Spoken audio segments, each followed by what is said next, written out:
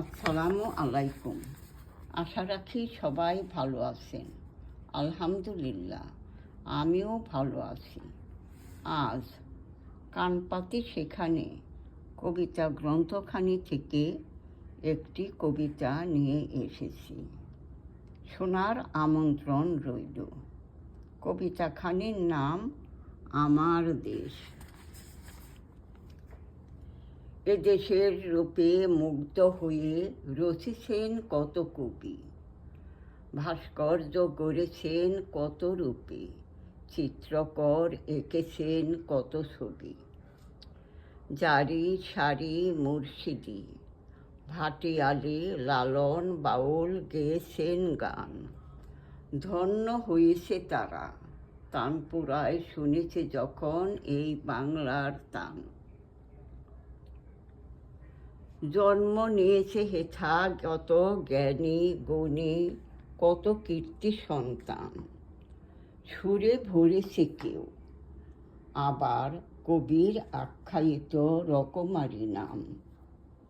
বিশ্বকবির সোনার বাংলা, নজরুলের বাংলাদেশ। জীবনানন্দের রূপসী বাংলা, রূপের যে তার নেই কোশিস। কবি দেখেছেন মাঠে সোনার ধান, সোনালি আঁশ, সোনা ফলানো মাটি। সোনা মোড়ানো দেশখানিতে সোনার চেয়েও অনেক খাঁটি। এদেশের রূপ লাবণ্যে মুগ্ধ হয়ে রূপসী বাংলা হলো যে নাম। শ্যামলা মাতার শ্যামল পরশে আর অপরূপ রূপে মোহিত হলাম।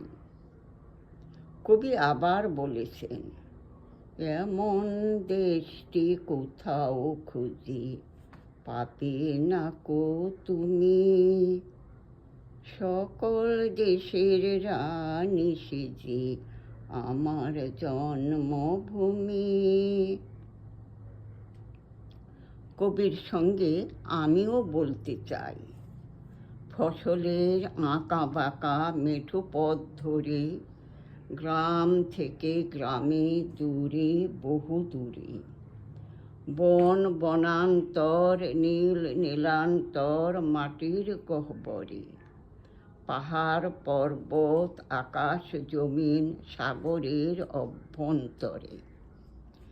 বৃক্ষ তরুলতা তরুছায়া মেঘ মাল্লা সাগর নদী, ফুল ফল পশু পাখি চাঁদ সূর্য, ফসলের মাঠ আবাদি অনাবাদি। পাহাড়ের পাদদেশে আছড়ে পড়ে সাগরের ঢেউ, বালুভূমিটিকে ভাসিয়ে ফেলে, রুখতে পারে না কেউ। সাগর মহাসাগরের তরঙ্গরাজি আসুক যতই তর্জন গর্জন করে, সীমারেখা তার চিহ্নিত, থাকতেই হবে সীমানার ভিতরে।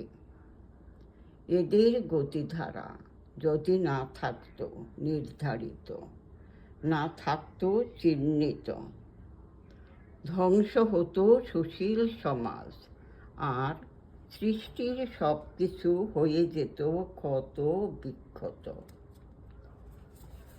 কোথাও পাহাড়, কোথাও নদী, আবার কোথাও অবারিত ফসলের জমি, সবুজ শ্যামল শস্য ভাণ্ডার। সে আমার এই দেশ মহামূল্যবান জানি। আশা রাখি কবিতাখানি ভালো লাগলো। ভালো থাকুন, সুস্থ থাকুন।